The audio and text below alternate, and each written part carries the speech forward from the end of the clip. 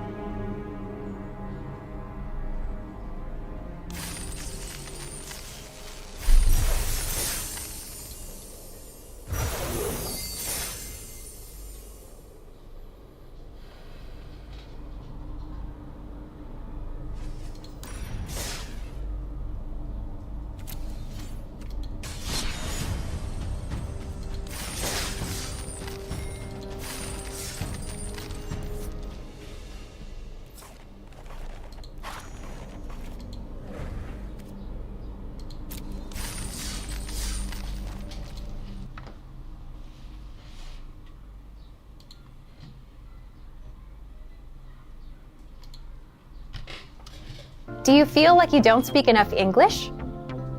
That you need to know more words? Then stick around. With these lessons, you'll pick up some of the most common words in just a few minutes. To get the full lessons, translations, and Fluency Fast study tools, click the link in the description and sign up for your free lifetime account.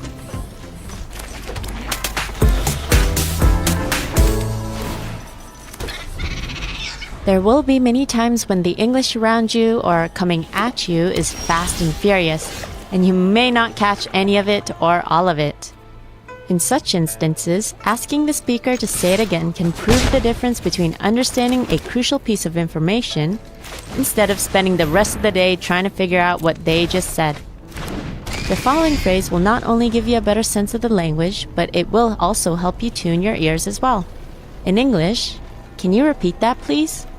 Can be used to ask for the phrase or word you just missed. Let's break it down by syllable. Can you repeat that, please? And let's hear it once again. Can you repeat that, please? At times, even repeating the words isn't enough to understand the speaker.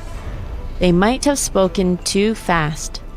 In such cases, you can say, slowly, please. Slowly, please. Slowly, please. We can use this phrase with the previous phrase. Can you repeat that slowly, please? Can you repeat that slowly, please? Can you repeat that slowly, please? Another option, and also the shortcut, is saying, pardon me, or excuse me.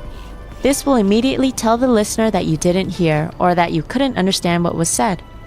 So once again, we have pardon me, and excuse me.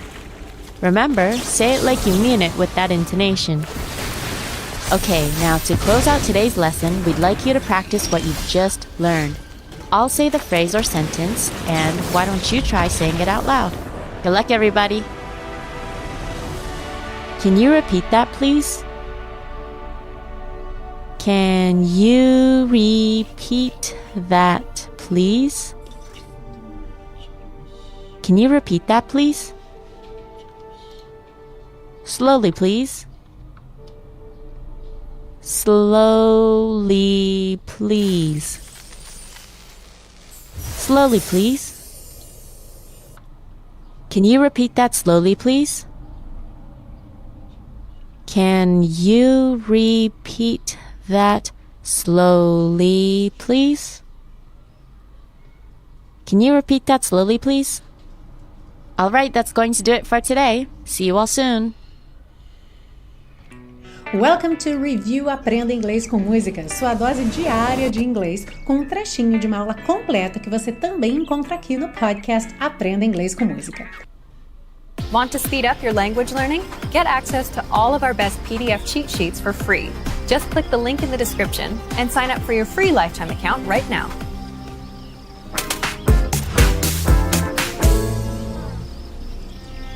Hi everyone, Jonathan here. And I'm Day Day. The White House is meeting with the Capitol to talk about Wall Street. In this lesson, we will learn to use metonyms. Metonyms are words that are used to represent something they are related to.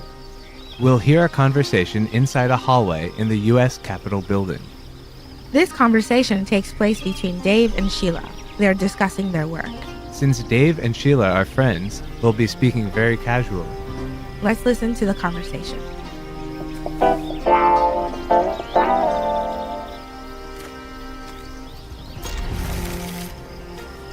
Oh, hey, Dave. I'm so sorry to hear that you got mugged. That's terrible.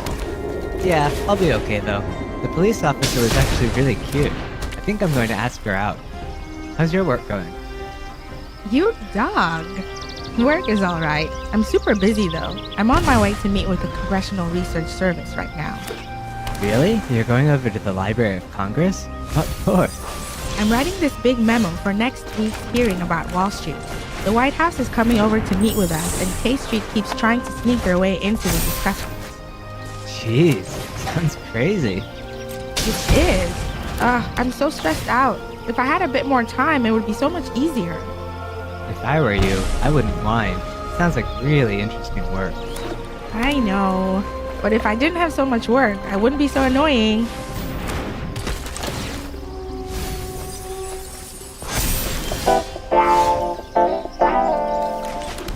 Oh, those lobbyists from K Street, always trying to get into meetings and doing anything to meet with congresspeople.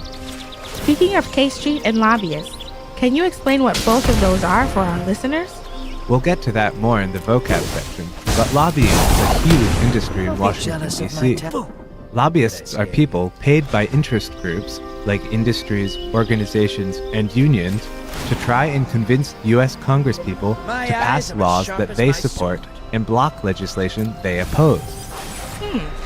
So, what exactly do they do? They do this by meeting with U.S. congresspeople and their staff. Lobbyists usually have worked as government staff members, so the congresspeople and staff they want to meet with are often their previous co-workers and friends. They try to meet them to present their proposals and convince them to support their ideas. Ah, that sounds difficult.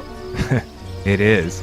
Large industries, like pharmaceutical companies or the financial services sector, spend tens or even hundreds of millions of dollars every year on lobbying.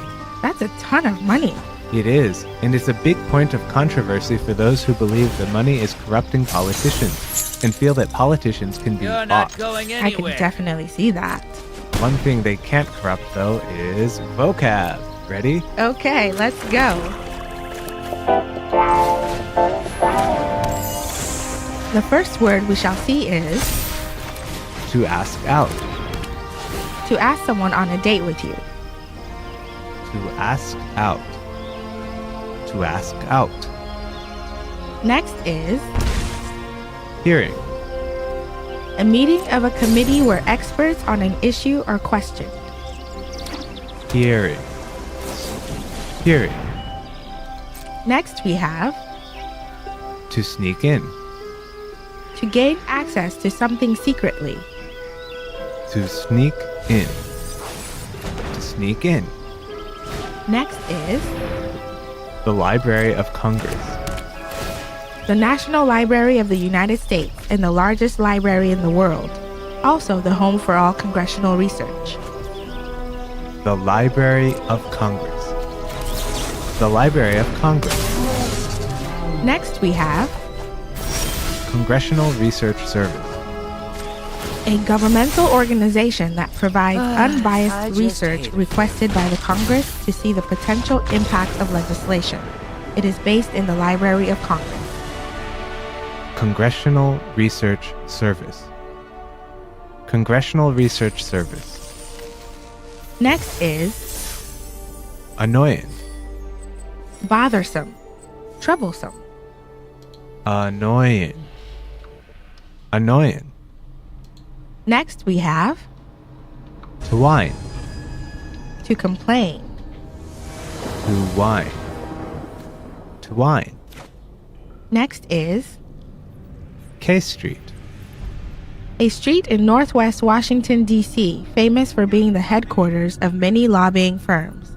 Lobbying firms try to influence congresspeople on behalf of their clients' interests.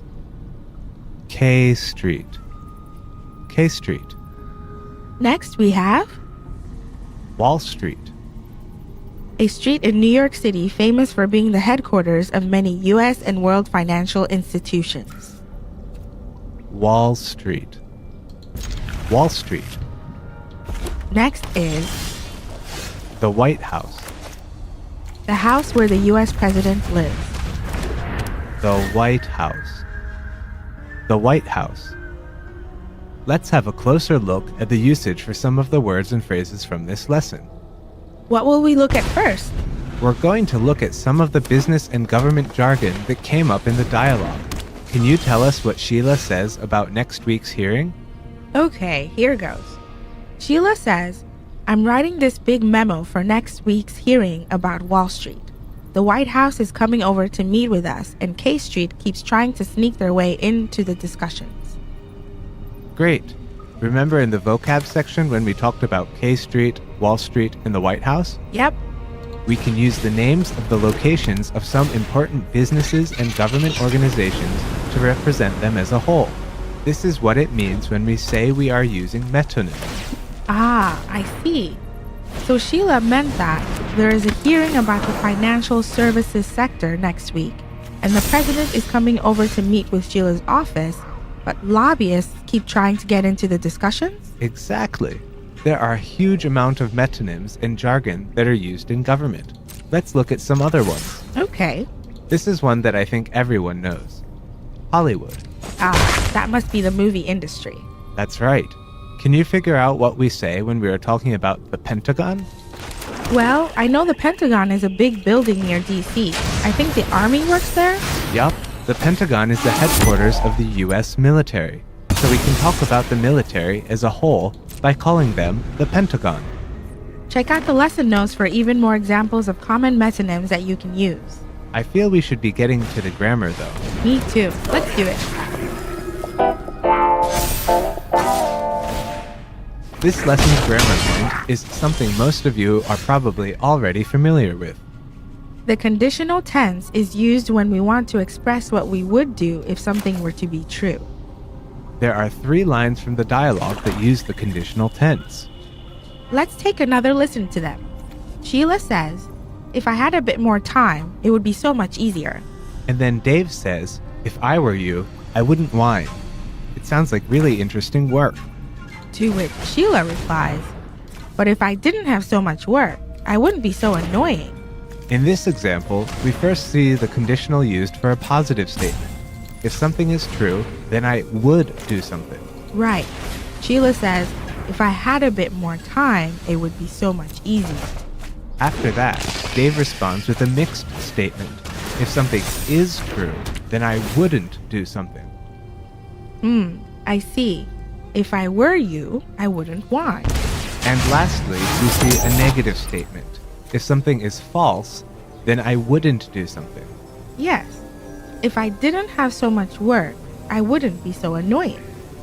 Being negative or positive doesn't really change the structure of the grammar, though.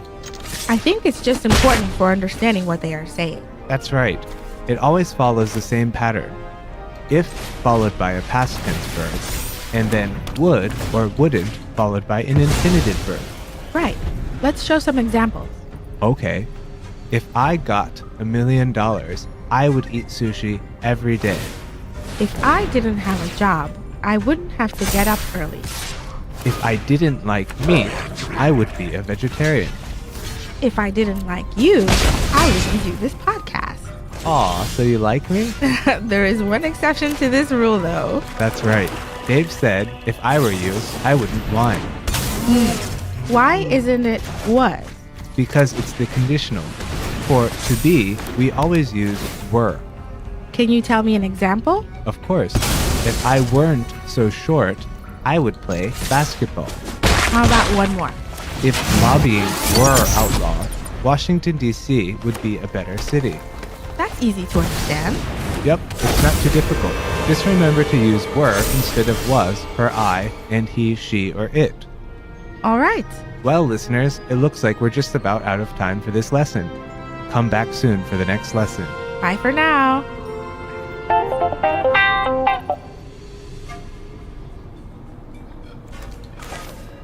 Oh, hey, Dave. I'm so sorry to hear that you got mugged. That's terrible. Yeah, I'll be okay though. The police officer was actually really cute. I think I'm going to ask her out. How's your work going? You dog. Work is all right. I'm super busy though. I'm on my way to meet with the Congressional Research Service right now. Really? You're going over to the Library of Congress? What for? I'm writing this big memo for next week's hearing about Wall Street. The White House is coming over to meet with us, and K Street keeps trying to sneak their way into the discussions. Jeez, sounds crazy. It is. I'm so stressed out. If I had a bit more time, it would be so much easier. If I were you, I wouldn't whine. Sounds like really interesting work. I know. But if I didn't have so much work, I wouldn't be so annoying.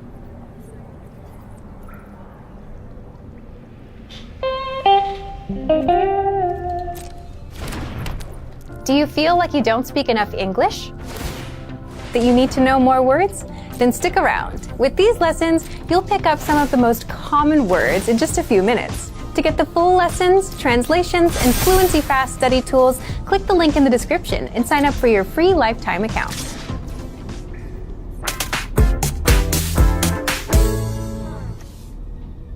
Hi, from New York, this is Sadia. And I'm Keith. The most important place in America. In the last lesson, Lesson 8, Get What You Want Using English, we explored the infinitive form of the verb go.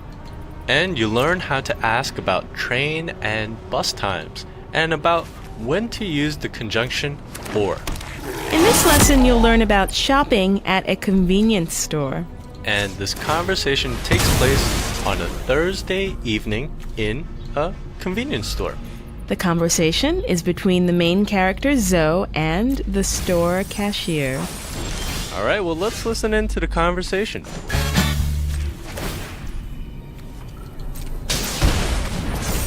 Good evening, sir. Hello. Okay, so that's 3 bottles of water, 1 bottle of orange juice, 1 can of soda, a sandwich, a box of crackers, and a pack of gum. Is that all? What is that? Oh, that's carrot cake. It's delicious. Oh yeah? 1, please. That'll be $23. Here's a 50. All right, $27 is your change. Thank you. Come again. Thank you. One more time, slowly. Good evening, sir. Hello. Okay, so that's 3 bottles of water, 1 bottle of orange juice, 1 can of soda, a sandwich, a box of crackers, and a pack of gum. Is that all? What is that? Oh, that's carrot cake. It's delicious. Oh yeah? 1, please. That'll be $23. Here's a 50. All right, $27 is your change. Thank you. Come again. Thank you. Okay, so Zoe is shopping in a convenience store. I think it's probably safe to say that there are convenience stores in every corner of the world, perhaps. Yeah, everywhere you go, there's a convenience store. But Sadia, what is a convenience store? Well, a convenience store is so named because it's very convenient. It's easy to go in and buy kind of things that you need for every day. You can buy toothbrushes, you can buy food, you can buy drinks, you can buy deodorant, soap, whatever you need, almost everything. They're gonna have it. They have books too sometimes. Yeah, magazines. My personal addiction. And I think maybe if we give a couple of global convenience stores like 7-Eleven, but I think 7-Eleven is big in America. I don't know where else 7-Eleven is big, but I read that Japan has the highest number of 7-Elevens. More than America. That's very, very interesting. Yeah. You know, I'm sure that every country and every city has their own brand or their own convenience store. Yeah, I'm sure they all kind of have their own flavor, their own feel. I mean, in New York, it seems to me, I could be wrong, I'm a Jersey girl, but it seems to me that there are 2 main types of convenience stores. Yeah, the first one is not really a convenience store. Yeah, that's true. If you've ever heard of places called CVS or Duane Reade, Rite Aid, these places are actually pharmacies. Pharmacies are places where you get medicine, but they kind of turned into convenience stores now, right? That's true. A lot of them, I mean, you can go in and buy food, which, you wouldn't expect to find canned soup or like gallons of milk in a pharmacy, but exactly, you can. Someone I know who just came to America, she was so surprised by the pharmacies because it's like a supermarket. I can go there, buy spices if I need for cooking. Anything she wanted, she could find at the pharmacy. That's the first type of convenience store in New York. The second type are like smaller, kind of independently owned stores, right? Yeah, really, really small stores, and sometimes they're called bodega. Bodega. Yeah, that's a Spanish word, but I can't really remember what it means. Don't look at me. I forgot my high school Spanish. I don't remember what bodega means, but in English, when you say bodega, that means a small store that's like a convenience store. You can buy food, you can buy laundry detergent, soap, toothbrushes, anything that you may need. It might not have everything, but almost everything. I would say so. I mean, the pharmacies have this huge range of products now. I think the bodegas, they don't have as many things to choose from, but they do have your basics. And definitely they serve their community. They're not really serving the city, but just the close areas around the bodega. They're kind of selling their things to their neighbors. Actually, being in New York, another kind of convenience store is the deli. Delis are usually just for food. You know, you get sandwiches or you get pizza, whatever food that you might want. But sometimes the delis, they sell toothbrushes, they sell soap, whatever else you need. It's kind of a convenience store sometimes. Yeah, so many types of convenience stores here in New York, I think. How about you, Sadia? You're from New Jersey. That's right next to New York. What types of convenience stores are there in New Jersey? I'd say it's probably about the same. There are the pharmacies that have kind of become these huge convenience stores. And then there are also smaller convenience stores that are like bodegas, but I feel like they're not as cool because they're a little too put together, too cute. Nice. Yeah, exactly. The bodega has character. Well, what does that mean that the bodega has character? What does that mean? Bodegas, and correct me if I'm wrong, Keith, but I think, they're a little more rough around the edges, which means, the lighting might be a little darker. It's not quite as clean as, the CVS or the Duane Reade. Yeah, it's not like a perfect store, but it's nice because, you're friends with the guy sometimes. Hey, how you doing? How's your kids?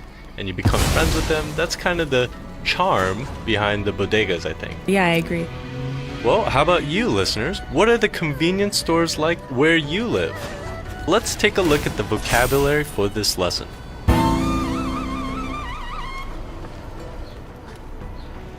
Bottle.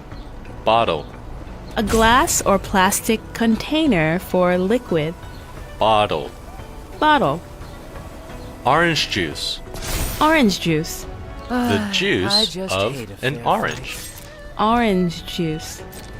Orange juice. Soda. Soda. A soft drink. A carbonated or bubbly drink. Soda. Soda. Change. Change. Money returned when a payment exceeds the amount due. Change. Change. Cracker. Cracker. A dry, thin, crispy baked bread. Cracker. Cracker. Let's take a closer look at some of the words and phrases from this lesson. Okay, so the first phrase we'll look at is that all? After Zoe places the items he is buying on the countertop, the cashier asks, "Is that all?" Why? What's that mean? Well, is that all is short for, is that all you're buying? Or even, are these the only items you're buying? What's the next phrase? The next phrase is, "One, please." So Zoe is interested in the food behind the counter. I think it's carrot cake. He wants to buy a piece. So he says, "One, please." What's that mean? One, please is short for, "I'd like to buy one, please." What about, "Here's a 50"? What's that? So Zoe hands the cashier a $50 bill. So he says, "Here's a 50." A 50 is short for a $50 bill. Does that mean a 20 is short for a $20 bill? Exactly. A 10 is a $10 bill, and a 5 is a $5 bill. So we're just shortening it. The next phrase is, "Here's your change." Zoe's bill was $23. Zoe gives the cashier a 50. When the cashier gives Zoe the difference, the $27 difference, he says, "Here's your change." So when you give too much money, the change is the money the cashier has to give you back. What about it's delicious? When Zoe asks about the food behind the counter, the carrot cake, the cashier tells Zoe it's delicious. That's a phrase used to express pleasure with food you are eating or food that you've eaten in the past. If you've eaten the food and you know that it tastes really good, you can tell someone, oh, it's delicious. Finally, we have the last phrase, thank you, come again. Very friendly cashier. So thank you, come again is a parting phrase said by shop owners and workers, and it means kind of what it sounds like it means. Thank you, come again means thank you for shopping here. Please visit again soon. Thank you, come again. The focus points of this lesson are counters and the phrase, what is that? Let's start with counters. What are counters? Counters are counting words. They're words used to show how many of something there are. In this case, how many things and what Zoe is buying. When Zoe places the items he is buying on the counter in the store, the cashier takes stock. What that means is he counts all of Zoe's purchases. He says, okay, so that's 3 bottles of water, 1 bottle of orange juice, a can of soda, a sandwich, a box of crackers, and a pack of gum. Counting nouns, especially foods in English, is in a sense kind of easy if you know the container that a food or drink is packaged in, is put in, or if you know the shape a particular food is cooked or served in. You may already have an idea of how to count that food or drink. So you can imagine the list of counters or counting words is nearly endless. There's a lot of counting words. So let's take a look at the first 3 that appear in the dialogue. 3 bottles of water, 1 bottle of orange juice, 1 can of soda. Okay, so Zoe is buying water that's been put in a bottle. The package is a bottle. The orange juice is also in a bottle. So 3 bottles of water and 1 bottle of orange juice. He's also buying a can of soda. The soda has been put into a can. The package is a can. So that's 1 can of soda. And of course, there's other ways to package water, juice, and soda. That's true. For example, water in 3 jugs would be 3 jugs of water. And orange juice in 2 cartons are 2 cartons of orange juice. Or maybe soda in 1 bottle is a bottle of soda. So as you can see, the counter or counting word you use for an object can change depending on the type of package. Notice, though, that the number 1 can always be signified with the particle a. Instead of 1 can of soda, you can just say a can of soda. 1 bottle of water, you can say a bottle of water. 1 carton of orange juice, a carton of orange juice. Zoe also buys a sandwich, a box of crackers, and a pack of gum. A sandwich, that's 1 sandwich.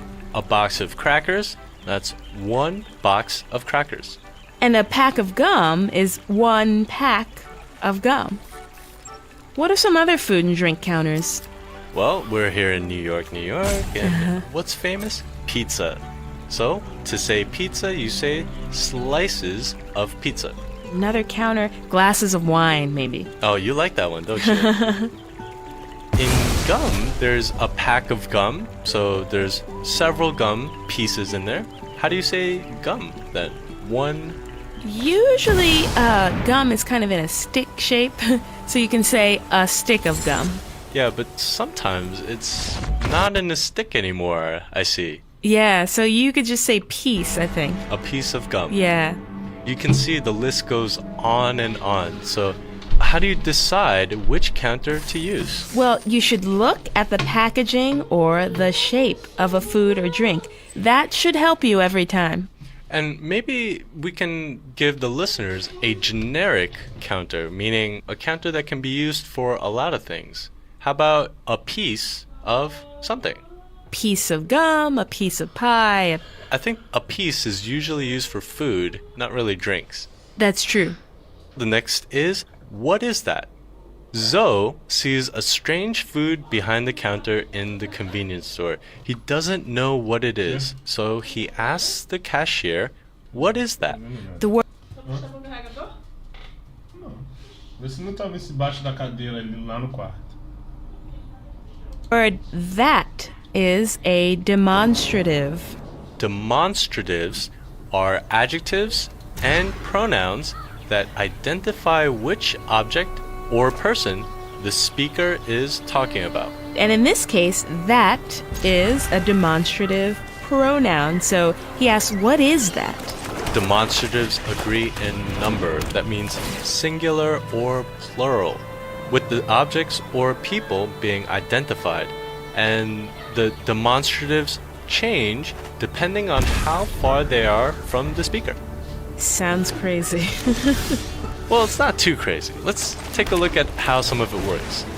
The proper demonstrative to use depends on whether the thing it refers to is singular or plural. And it also depends on whether the thing is near or far from the speaker. So what if something, one thing, singular, is close to me? You would use this. This pen, maybe. And what if that one thing is far away from me? You would use that. So that is what Zoe uses because the food he's pointing to behind the counter is far away from him. Exactly. One thing that is close is this. And one thing that's far is that. Okay, let's move on. What about two or more things that are close? So now plural. Two or more things that are close, you use the word these. What about two or more things that are far? Two or more things that are far, those. The demonstratives are this and that for singular, this pen or that pen. And these and those for plural. These pencils or those pencils. Thanks for listening. See you next time. Bye-bye.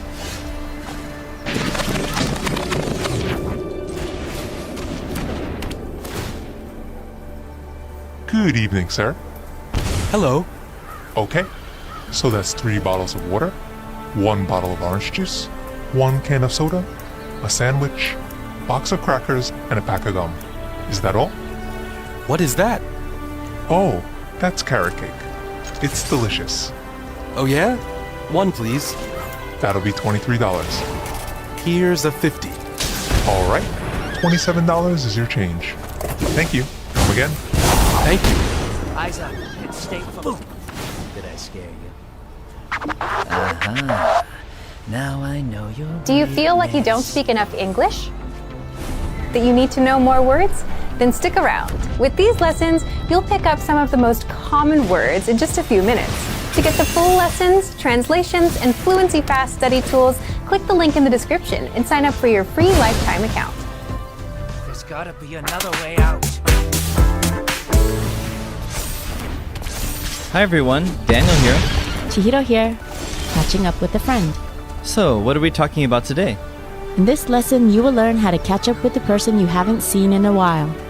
This conversation takes place in a diner. The conversation is between 2 friends, Mike and Joey. Let's listen to the conversation.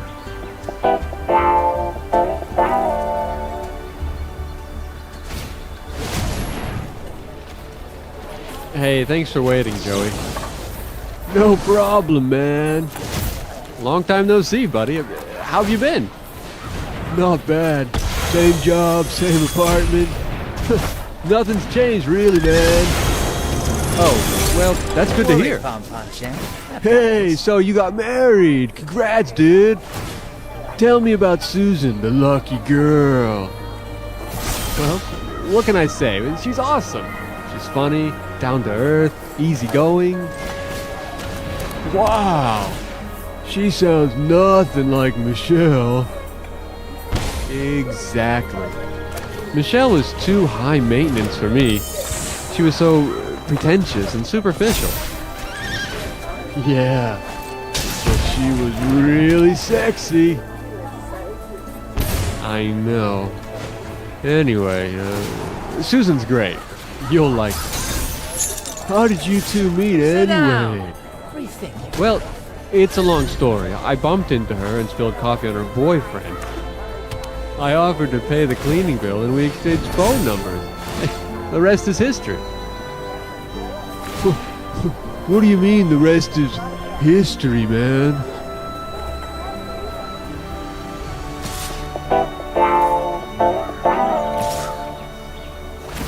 Sounds like these two have a lot of catching up to do. Yep, looks like they might need to meet up again soon to finish the story. Well, you know, when people catch up after a while of not seeing one another, it's important to ask about the main things in their lives. True. This usually includes their job, living arrangement, and relationships. And in the dialogue, Joey sums this up in just one sentence. Which in other words means that nothing much has changed since the last two had met. Mike, on the other hand, has a story to tell, which is what the conversation mainly turns towards. And it sounds like he has a lot more to tell. So, Chihiro, you do any catching up at all these days? Actually, yes. This weekend I saw a friend I haven't seen for a few months. I must admit, though, it always feels kind of funny at first, you know, but once you get into the conversation, the time gap definitely lessens. And you, Daniel? I did over Christmas break. I went back to my hometown and saw some people I haven't seen in a long time. Sounds good. Let's take a look at the vocabulary for this lesson.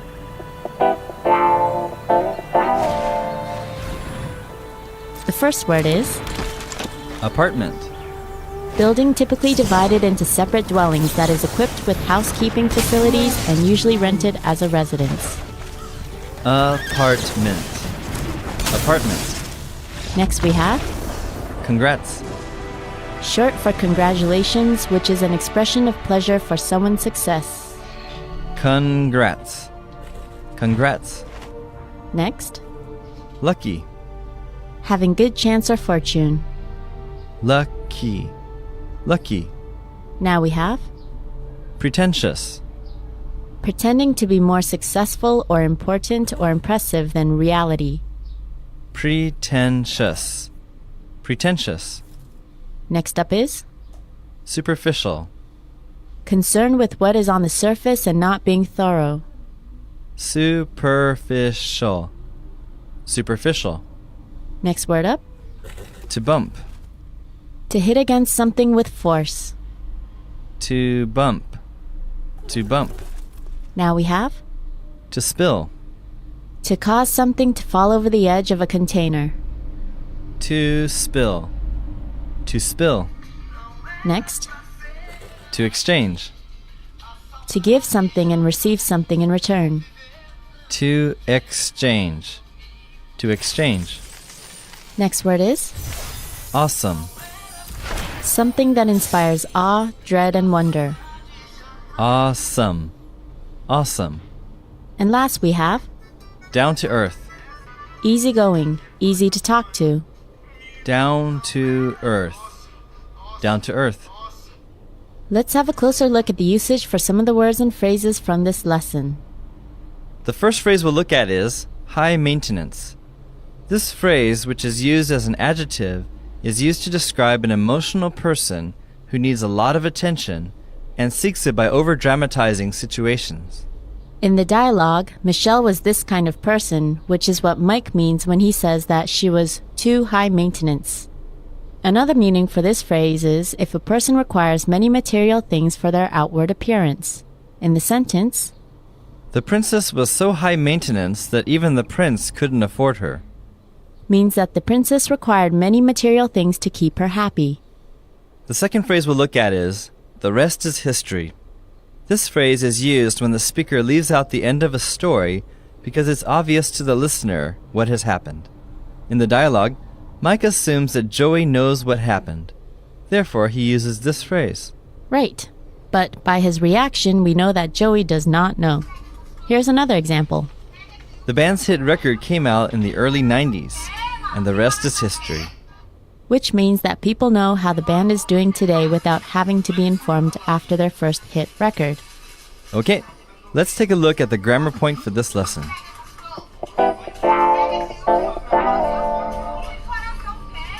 We will take a look at the present perfect tense.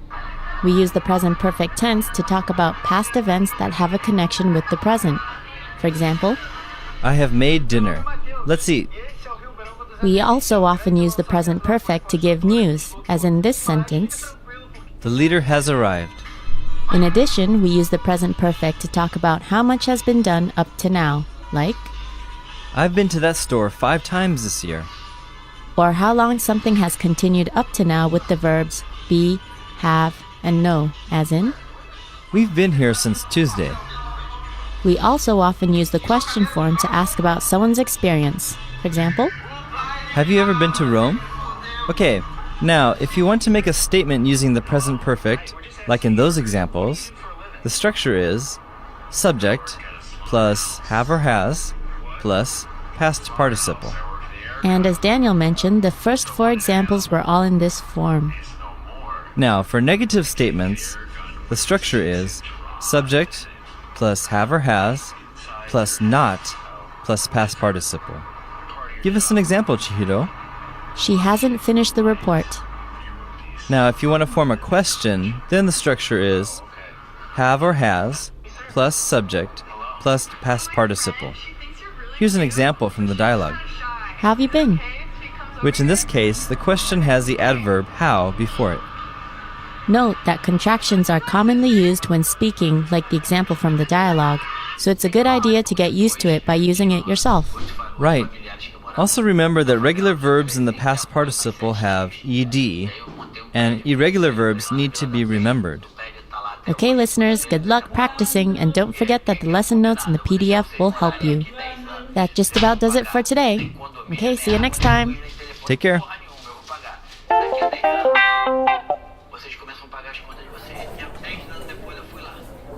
Hey, thanks for waiting, Joey. No problem, man. Long time no see, buddy. How have you been? Not bad. Same job, same apartment. Nothing's changed really, man. Oh, well, that's good to hear. Hey, so you got married. Congrats, dude. Tell me about Susan, the lucky girl. Well, what can I say? She's awesome. She's funny, down to earth, easygoing. Wow. She sounds nothing like Michelle. Exactly. Michelle was too high maintenance for me. She was so pretentious and superficial. Yeah, but she was really sexy. I know. Anyway, Susan's great. You'll like her. How did you two meet anyway? Well, it's a long story. I bumped into her and spilled coffee on her boyfriend. I offered to pay the cleaning bill and we exchanged phone numbers. The rest is history. What do you mean the rest is history, man?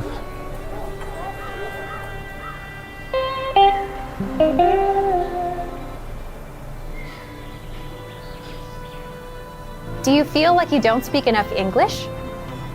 That you need to know more words?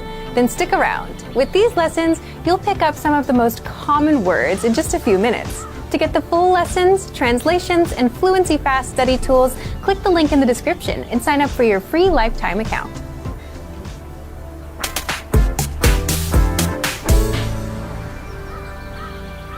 There will be many times when the English around you or coming at you is fast and furious, and you may not catch any of it or all of it. In such instances, asking the speaker to say it again can prove the difference between understanding a crucial piece of information instead of spending the rest of the day trying to figure out what they just said. The following phrase will not only give you a better sense of the language, but it will also help you tune your ears as well. In English, can you repeat that, please? Can be used to ask for the phrase or word you just missed. Let's break it down by syllable. Can you repeat that, please? And let's hear it once again. Can you repeat that, please? At times, even repeating the words isn't enough to understand the speaker. They might have spoken too fast. In such cases, you can say, slowly, please. Slowly. please. Slowly, please. We can use this phrase with the previous phrase. Can you repeat that slowly, please? Can you repeat that slowly, please? Can you repeat that slowly, please? Another option, and also the shortcut, is saying, pardon me, or excuse me. This will immediately tell the listener that you didn't hear or that you couldn't understand what was said. So once again, we have pardon me, and excuse me. Excuse me? Remember, say it like you mean it with that intonation. Okay, now to close out today's lesson, we'd like you to practice what you've just learned. I'll say the phrase or sentence, and why don't you try saying it out loud? Good luck, everybody. Can you repeat that, please? Can you repeat that, please? Can you repeat that, please? Slowly, please. Slowly, please. Slowly, please. Can you repeat that slowly, please? Can you repeat that slowly, please? Can you repeat that slowly, please? All right, that's going to do it for today. See you all soon. Want to speed up your language learning? Get access to all of our best PDF cheat sheets for free. Just click the link in the description and sign up for your free lifetime account right now.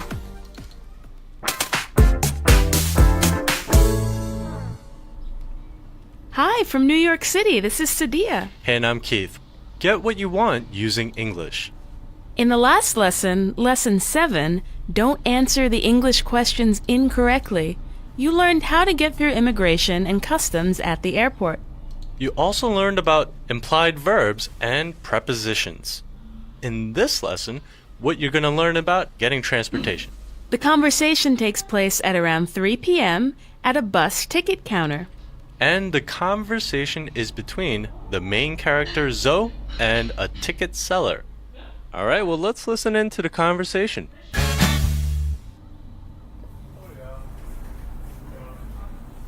Next, please. I'd like to go to Times Square, please. What time is the shuttle bus? 4 o'clock. Okay. 1 ticket, please. $40. Cash or credit card? Credit card. Sign, please. Here is the receipt and ticket. Stop number 3 at 4 p.m. Thank you. Next.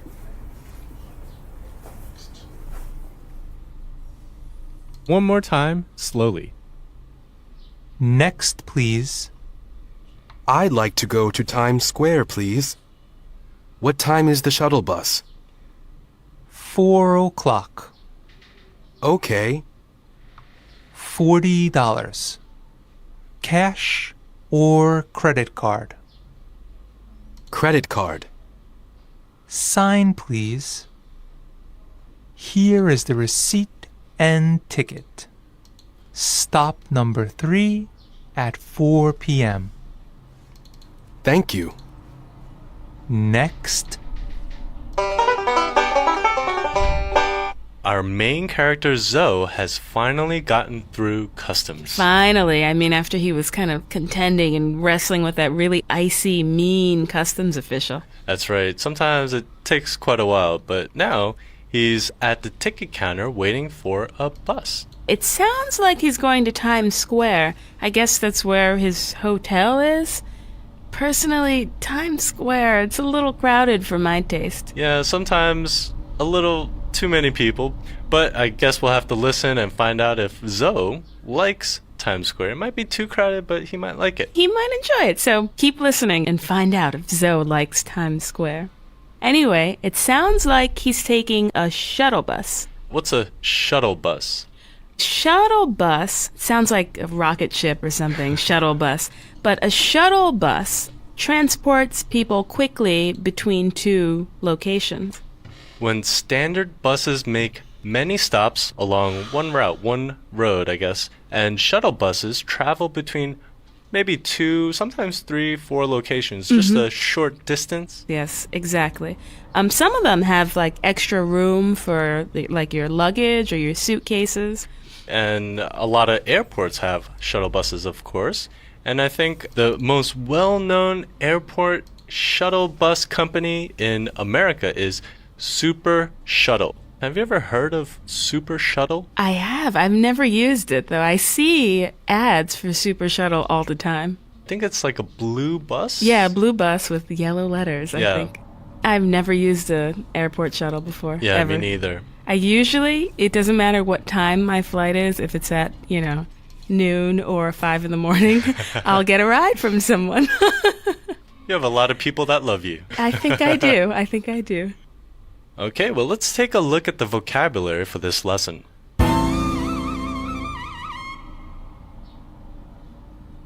Next. Next. Immediately following, adjacent, future. Next. Next. Please. Please. Used for polite requests. Please. Please.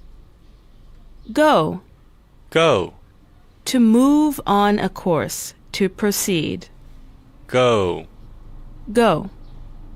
What? What? Used as an interrogative expressing inquiry about the identity, nature, or value of something. What? What? Time. Time. A moment, hour, day, or year. Time. Time. Bus.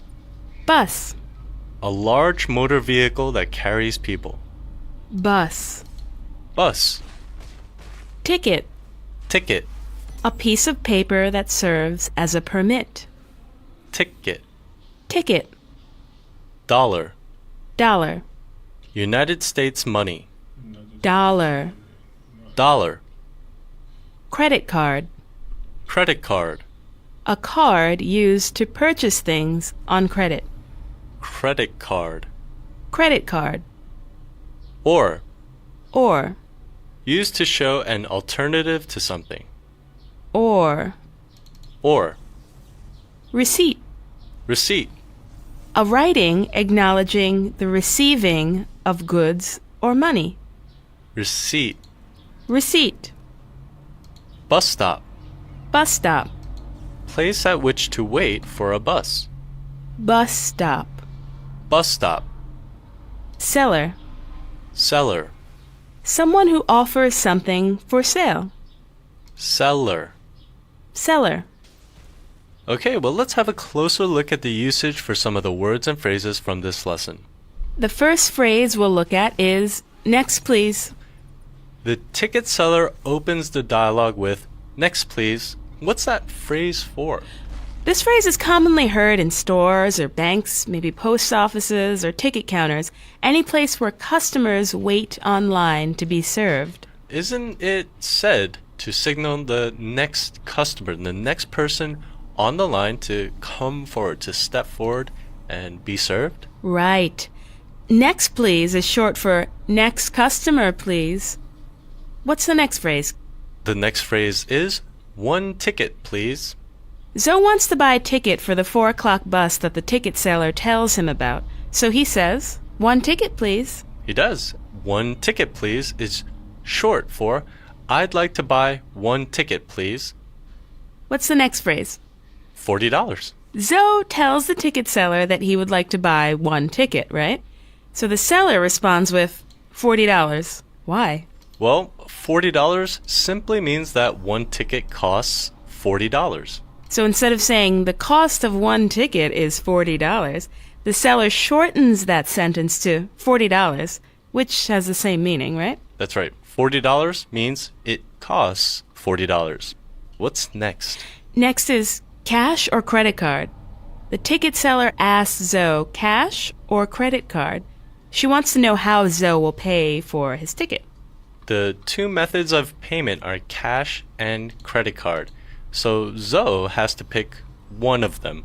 The ticket seller asks cash or credit card.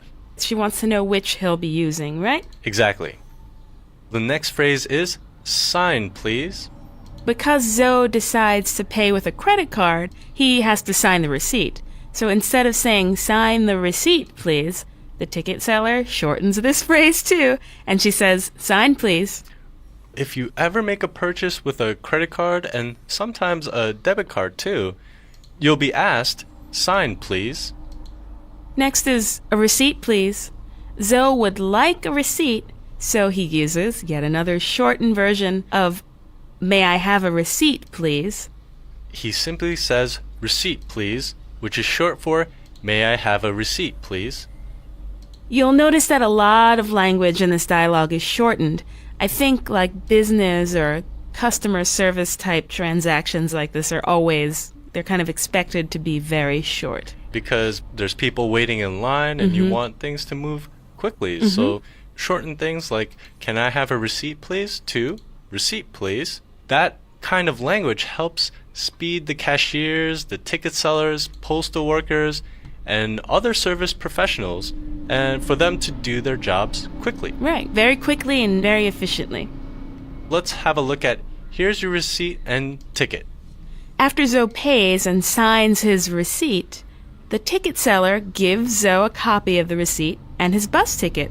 And then she says, here's your receipt and ticket. Finally, let's look at bus stop number 3 at 4 p.m. The ticket seller finishes the transaction, giving him the ticket, getting the money, and she finishes by telling Zoe where to catch the bus. Right, at bus stop number 3. Reminding Zoe what time the bus will arrive, 4 p.m. Bus stop number 3 at 4 p.m. Let's take a look at the focus points of this lesson. The first is the infinitive, to go. And asking about train or bus times. And the conjunction, or. Let's start with the infinitive, to go. In the dialogue, Zoe says, I'd like to go to Times Square. Right, and to go means to move, start, continue, pass, and Zoe tells the ticket seller, I'd like to go to Times Square. Zoe would like to move toward, or to start for, or to progress to Times Square. But